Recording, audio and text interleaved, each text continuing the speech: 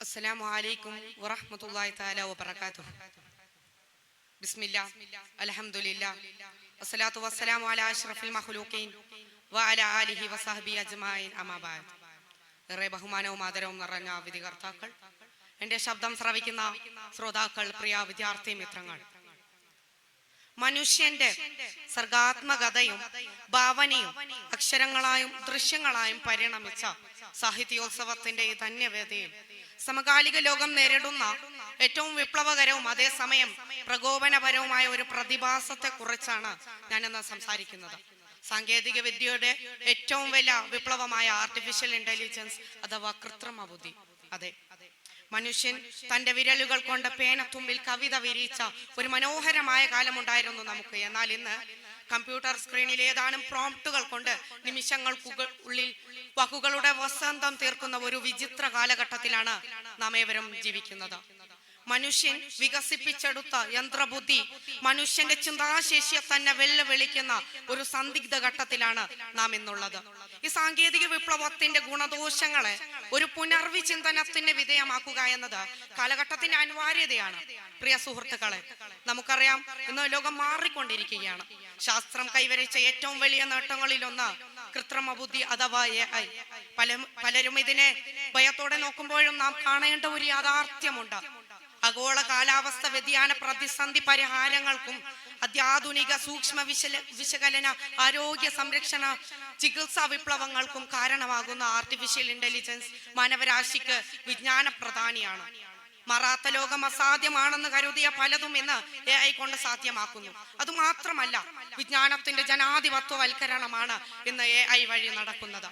ഭൂമിശാസ്ത്ര സാങ്കേതിക വിദ്യ ഭൂമിശാസ്ത്ര സാമൂഹിക സാമ്പത്തിക അസമത്വ നിർമാർജനത്തിനും സാർവത്രിക അന്താരാഷ്ട്ര നിലവാര വ്യക്തിഗത പഠന രീതികൾ ഇത് അടിത്തറവാകുന്നു. അതായത് ലോകത്തിലെ ഏറ്റവും മികച്ച ലൈബ്രറിയും അധ്യാപകനും ഒരു സാധാരണക്കാരന്റെ വിരൽത്തുമ്പിലേക്ക് എത്തിക്കാൻ ഈ സാങ്കേതിക വിദ്യകൾക്ക് കഴിയുന്നു.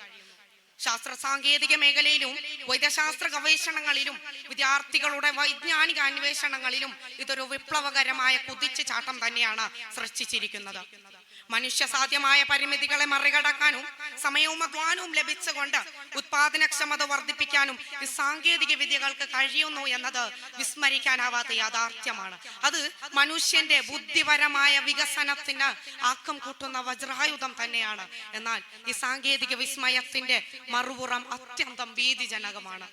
സാഹിത്യത്തിന്റെ ഈ വസന്തവേദിയിൽ നിന്നുകൊണ്ട് ഞാൻ ചോദിക്കട്ടെ, കോടിക്കണക്കിന് ഡാറ്റകൾ വിശകലനം ചെയ്ത ഒരു യന്ത്രത്തിന് അതിമനോഹരമായ കവിതകളോ കഥകളോ രചിക്കാൻ കഴിഞ്ഞേക്കാം. എന്നാൽ അനുഭൂതികളുടെ ലോകത്ത് ജീവിക്കുന്ന ഒരു മനുഷ്യന്റെ ഹൃദയ നൊമ്പരങ്ങളെയോ അല്ലെങ്കിൽ പ്രണയത്തിന്റെ ആർദ്രതയെയോ അനുഭവിച്ചറിയാൻ ഒരു ആൽഗോരിതത്തിന് സാധിക്കുമോ?